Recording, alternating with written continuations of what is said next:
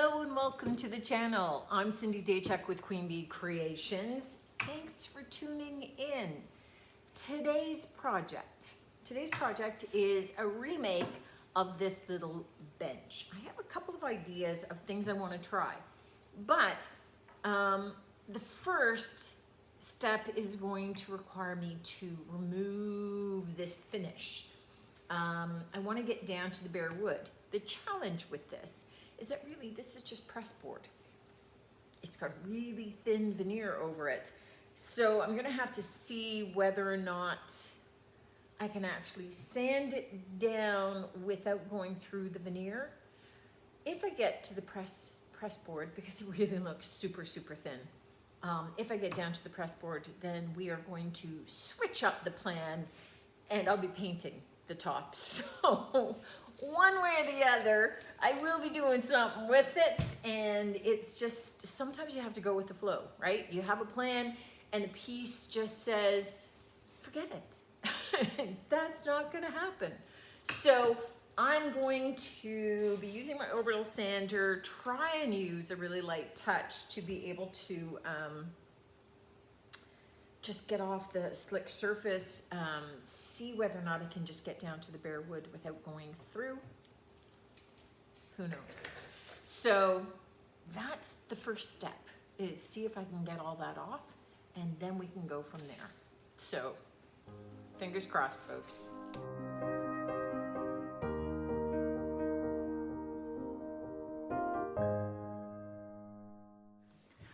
Okay, gang, here's the plan. I have this all sanded off, and I thought that was maybe the perfect opportunity to give something that I'd always wanted to try a try. So I have no idea if this is going to work until I actually try it. So if it doesn't work, I will simply paint the top. But I was just kind of thinking it could be sort of fun. So let me tell you, you guys have all seen wood burning kits, and I played with them when I was a kid. I have one here because I used the wood burning tool to trim the plastic mesh for the wreath making, and it's got different tips. And certainly you could burn designs into wood. I don't have the patience for that, to do like a whole bench in wood burned designs. But what I did hear about is a thing called a pyrography. I think that's right. Pyrography. All right, however you pronounce it, pyrography. That's how I'm going. Marker. And what you ostensibly do is you draw your design with the marker, and then you use a heat gun and it burns the chemical in. Cool, right? So, and I'm assuming this is flatter, and I'm hoping that it doesn't bleed the marker. But in essence, you take the marker and let's say, okay, I'm just gonna draw a heart. Something simple. And you can see the design, see it in that yellow color? So you see the design, a little bit of noise here, sorry.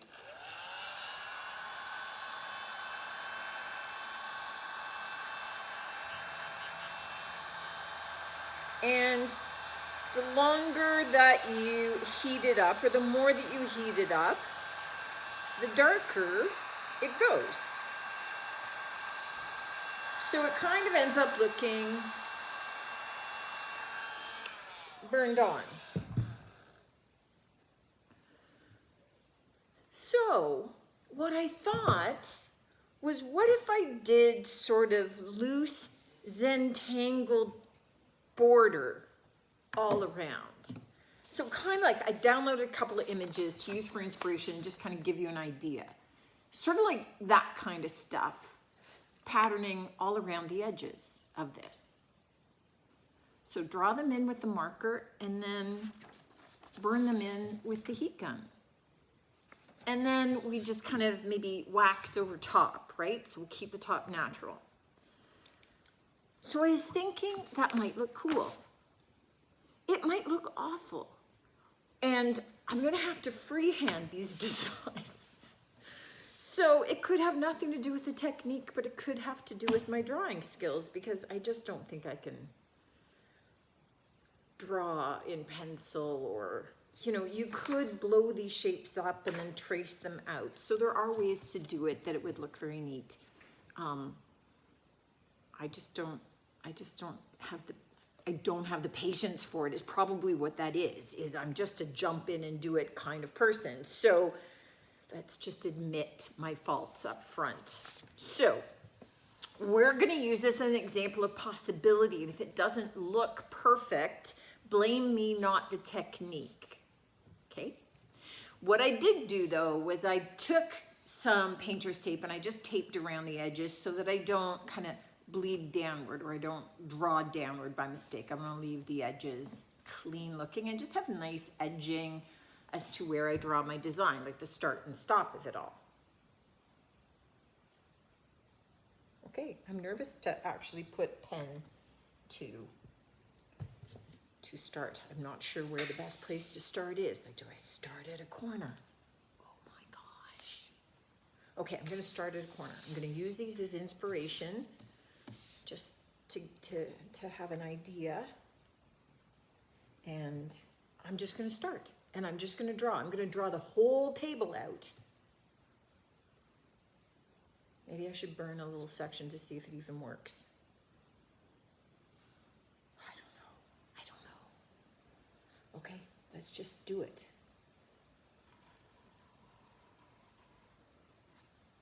So we're not going for perfect, obviously.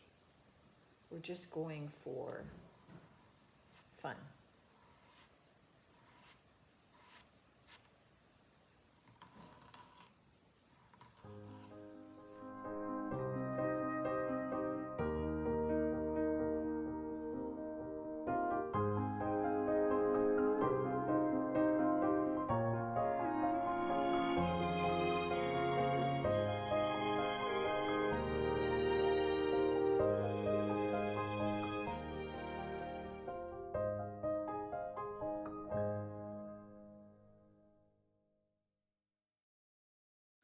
Okay, let's just burn a little bit now to see how it's going to look before I invest in the whole thing. And also because I think I may end up needing more markers if I do that. So we'll try. Let's go.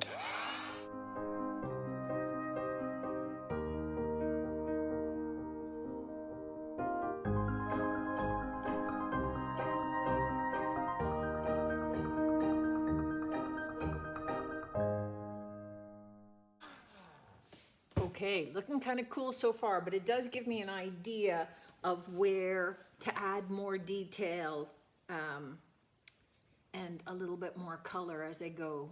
So how much of the ink I have to have on there. So cool. I'm gonna carry on.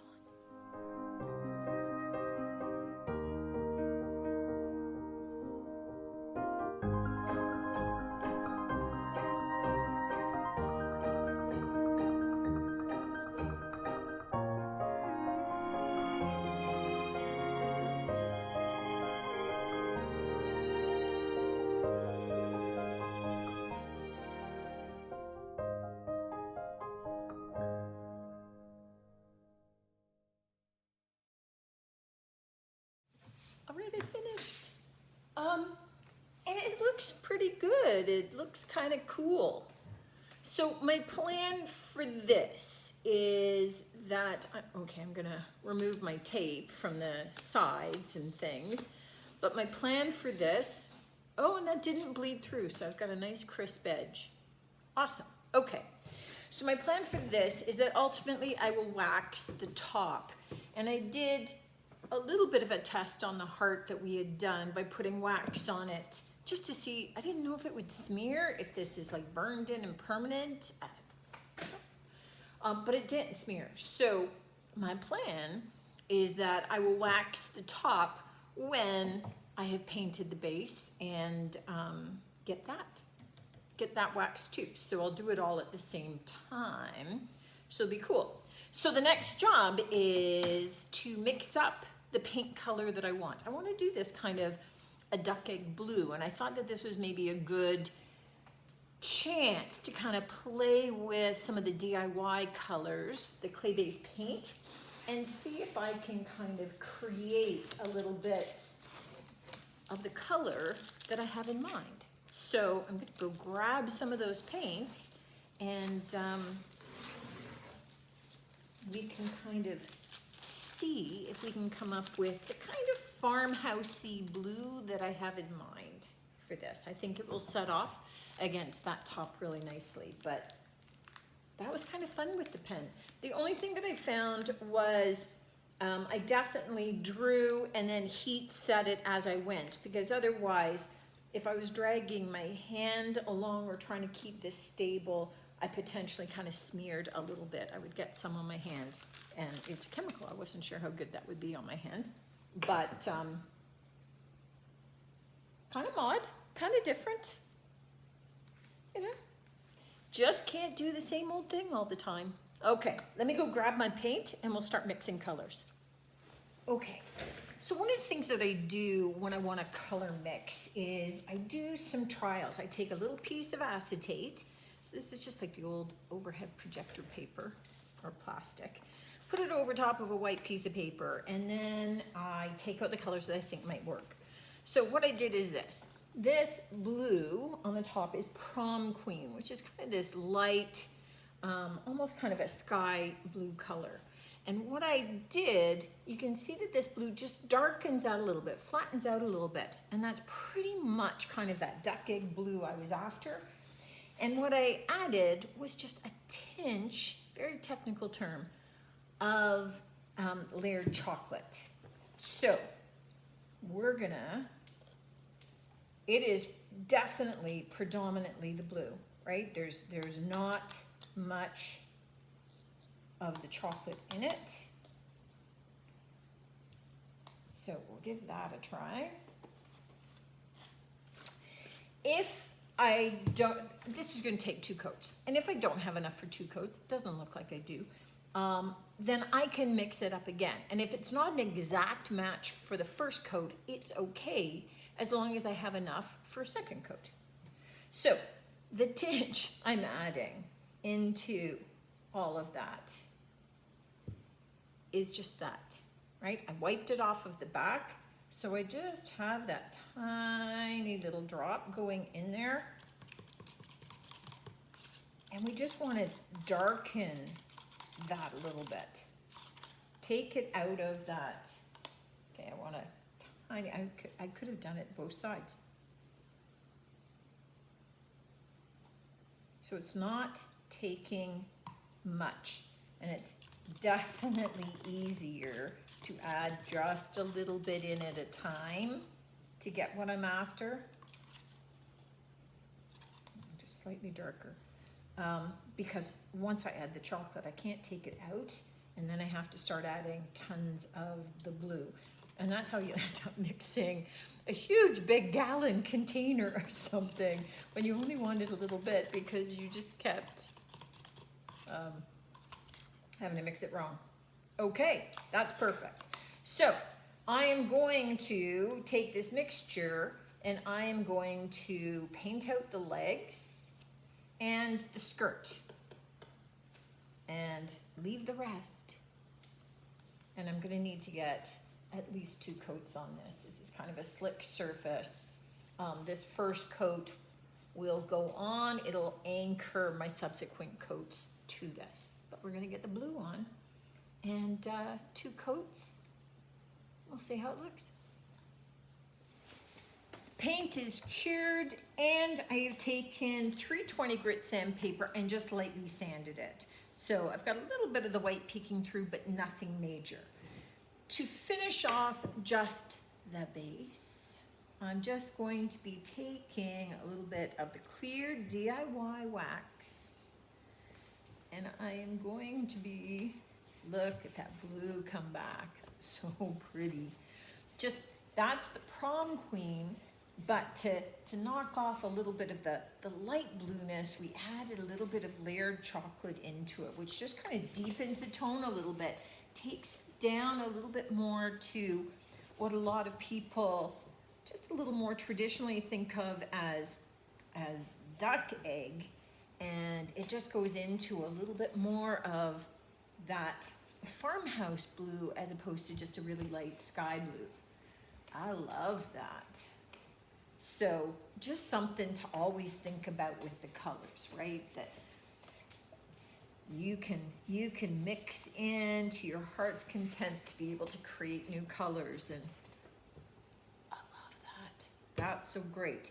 So I'm gonna get the rest of this waxed, and then we're gonna flip it over and we're gonna finish off the top.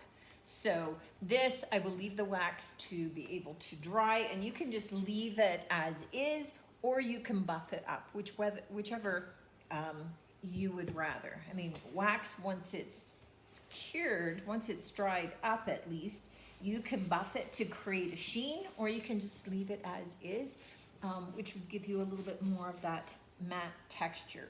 So that's kind of one of the beauties of wax and the versatility of wax is that you can have it be that matte color, or you can create a much shinier finish if you want to. I am going to use that same DIY clear wax on the top of this piece, and then I'm going to see how it looks from the standpoint of, do I want to add maybe some dark wax on it too? But we're just going to be rubbing that clear wax in, letting it soak into that wood. We can put an additional coat on once this is dry. You can put on extra coats, but again, this is just a wood bench. It doesn't have any paint on it. It's not going to leak onto anybody if they sit down onto it, anything like that. But it is going to kind of darken that wood out a little bit. Look at how lovely that goes. It just richens it up. And I'm gonna let this sit on overnight, see how it looks. Tomorrow when I come back into the shop, I may apply another coat and or a little bit of dark wax, which is the brown wax, if I decide. Although I think right now I'm just looking at just leaving it with this clear wax on it. It's already darkening it, making it look fabulous. And I don't want to muddy up my designs by adding any of the dark wax on. So I'm going to get this all on, let it dry, and then it's pretty much finished. It's pretty much finished. All right, gang, this is the finished top of our bench. We use the Pyrography marker to be able to apply the chemical onto the top. We use the heat gun in order to be able to burn it. I'll drop a link in I picked it up off Amazon so that you don't have to go searching for it. But as much as I just kind of free-handed this, you could certainly lay down a stencil, you could copy something out, trace it on there with, light pencil and then go over it with a marker. I mean, whatever works for you. But it gives kind of that wood burned look to this without all of the pressure of actually burning it into wood.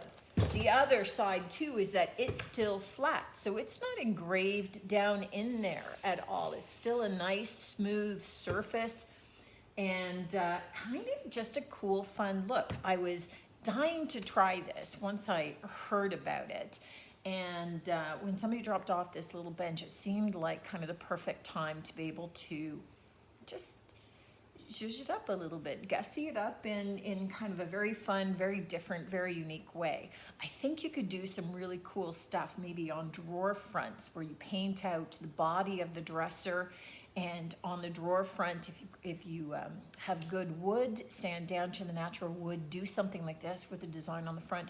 Could be stunning. If I find a good piece like that, I may give it another go, in which case then I might not freehand the design. I might kind of try something a little bit more exacting.